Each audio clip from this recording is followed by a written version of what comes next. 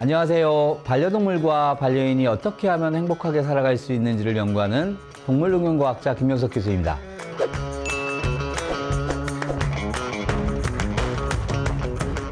제가 보호자도 행복, 반려견도 행복하기 위해 교육이 필요하다고 말씀드렸습니다. 교육도 필요하지만 다른 부분도 필요한데요. 바로 이 행동풍부화입니다. 개라는 동물이 가지고 있는 행동학적 특징이 있습니다. 물론 형태학적 특징도 있습니다. 예를 들면 산책 중에 계속 냄새를 맡으려고 머리를 숙이죠. 가끔은 마킹도 하고요. 이 머리를 숙여 냄새를 맡는 이 행동은 형태학적으로 보면은 개가 후각세포가 굉장히 많기 때문이죠. 사실 그렇기 때문에 제일 먼저 가축화된 동물이기도 합니다. 반려견의 하루 일과표를 작성해 보시면 느낄 수 있습니다. 아침밥을 먹고요. 산책을 하죠. 그리고 와서 낮잠을 잡니다. 그리고 잠시 보호자가 집에서 놀아주시죠. 그리고 또 낮잠을 잡니다. 굉장히 부지런한 보호자라고 하면 또 한 번 산책을 보내겠죠. 그리고 저녁 식사를 줍니다. 그리고 밤에 잠이 들죠. 물론 보호자마다 가정마다 다를 수 있습니다. 반려견의 아침밥은 어떻게 주시는지요? 사료만 주실 수도 있고요. 또는 화식 또는 수제로 만들어 주실 수도 있고요. 너무 단순하지는 않은지요. 변화가 필요합니다. 매일같이 반복되는 일상에서 벗어나 변화를 한번 줘보세요. 우리 반려견들이 달라집니다. 강아지들의 행동 풍부화 프로그램을 만들어 보세요. 사실 이러한 행동 풍부화 프로그램은 반복되는 일상으로 피곤해하고 스트레스를 받는 현대인들에게도 필요하죠. 실제로 우리 많은 현대인분들이 이러한 행동 풍부화 프로그램을 하고 있기도 합니다.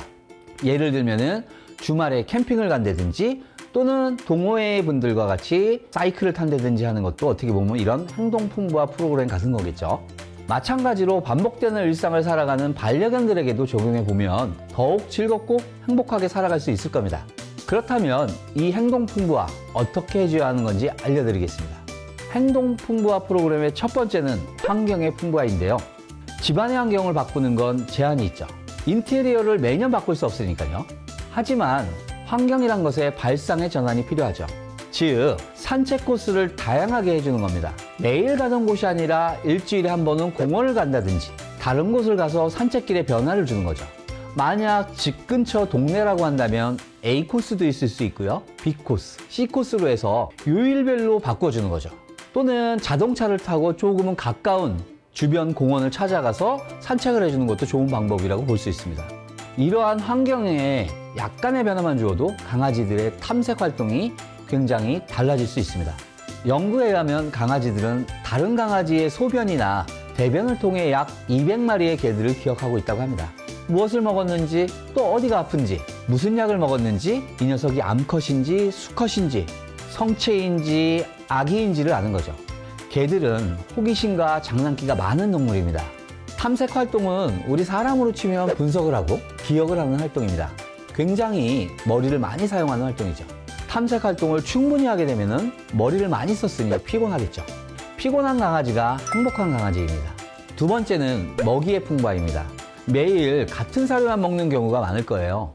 알레르기나 아토피 때문에 다른 것을 먹지 못하는 반려견도 있고요. 병원에서 처방식 사료만 먹어야 하는 반려견도 있고요. 예를 들어 수의사 선생님께서 과일을 줘도 된다면 망고를 얼려 주어도 되고요. 식감이 굉장히 좋습니다. 아삭아삭한 그 식감을 우리 반려견들은 좋아할 수도 있습니다. 상추를 먹는다면 단순하게 상추만 주는 게 아니라 상추 쌈으로 닭고기나 소고기를 익혀서 싸줘도 되고요. 다양하게 먹이 주는 방법을 활용해 영양의 균형을 골고루 맞춰 주시기 바랍니다.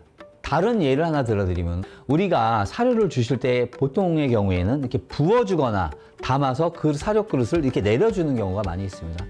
저의 경우에는 아주 가끔 사료를 바닥에다 그냥 뿌려주는 경우도 있습니다. 왜냐하면 하나씩 주워서 먹는 거죠. 그렇기 때문에 아이들이 굉장히 찾아다니면서 냄새도 맡고 시각도 쓰고 후각도 쓰는 거죠. 어떤 경우에는 제가 직접 사료를 손으로 담아서 몇 알씩 주는 경우도 있습니다. 이런 경우에는 반려견과 보호자와의 유대관계를 향상시킬 수 있습니다.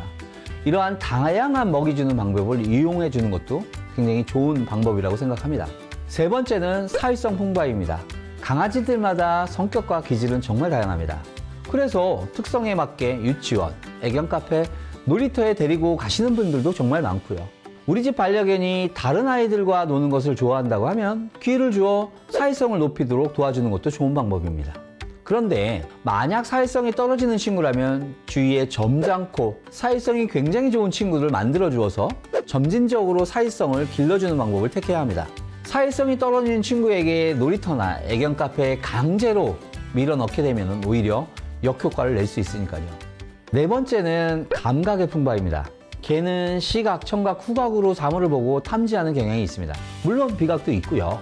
미각은 먹이 풍부화로 이해하시면 될 것 같고요. 시각, 후각, 청각입니다. 특히 후각과 시각인데요. 훈련을 할 때 청각, 즉 명령어도 효과적이지만 시각을 이용한 수신호도 굉장히 효과적입니다. 저의 경우에는 명령어도 사용하지만 일부 명령어는 수신호로 서로 소통하기도 합니다. 예를 들어 와 라는 명령어를 할 때 양팔을 수평으로 펴면 저에게 달라오는 신호이고요. 손바닥을 정면으로 보이면 기다려입니다. 손바닥을 아래로 보이면 엎드려입니다. 사람 시력이 1.0이라고 한다면 강아지의 시력은 평균적으로 0.2 정도 된다고 합니다. 시력이 그렇게 좋지 않죠. 그렇지만 사실 개는 무언가를 찾을 때 먼저 시각을 사용하고 후에 후각을 이용합니다. 물론 전문적으로 탐지견의 경우에는 후각을 이용하기도 하지만요. 일반적인 반려견의 경우에는 후각보다는 먼저 시각을 이용한다고 보시면 됩니다. 그래서 집에서 가끔 간식을 숨기고 찾아보라고 하면 먼저 시각으로 찾고 나중에 후각을 이용합니다. 시각을 이용해 먼저 스캔을 한번 쭉 하고요. 그리고 나서 특이한 형체를 발견하지 못하면 그때부터 후각을 이용해 냄새를 맡고 찾기 시작을 합니다. 특수 목적견 중에 탐지견들에게 눈을 가리고 후각을 이용해 탐지하는 훈련을 시키기도 합니다. 먹이 풍부화를 할 때 먹이를 숨기고 찾도록 하는 것도 감각 풍부화라고 할 수 있습니다. 장난감을 숨기고 찾아오면 보상을 하는 것도 감각 풍부화에 해당합니다. 다양한 감각 능력의 발달을 위해 여러 자극에 노출시켜 주세요. 마지막으로 인지 풍부화입니다. 기네스북에 올라있는 강아지 중에 지금은 무지개 다리를 건넌 보더콜리 체이서라는 강아지가 있는데요. 무려 1022개의 단어를 기억했다고 합니다. 강아지에게 훈련 또는 어질리티, 단어 암기 등 다양하게 해주면 노령화되어 생기는 인지장애를 예방할 수 있습니다. 단어를 암기하는 방법은 하나의 단어를 완벽하게 외우게 합니다. 예를 들어 장난감 닭 하나를 놓아두고 닭 과자를 교육시킵니다. 그럼 강아지는 닭이라는 단어를 외우게 되죠. 그 후에 닭과 다른 호랑이 장난감을 옆에 놓아둡니다. 그리고 처음에는 닭 과자를 하고요. 다음에는 호랑이 과자를 명령합니다. 그럼 강아지는 처음에는 어리둥절할 수 있지만 어느 순간 호랑이를 물고 가져오게 됩니다. 그때 칭찬과 간식으로 보상을 하는 거죠. 이런 방식이 단어를 외우게 할 수 있는 원리라고 보시면 될 것 같습니다. 각각의 반려견에게 내 보호자야말로 최고의 전문가입니다. 자신감을 가지고 행동 풍부화를 진행해 보시길 바라며 다음 시간 더욱 알찬 강의로 찾아오겠습니다. 감사합니다.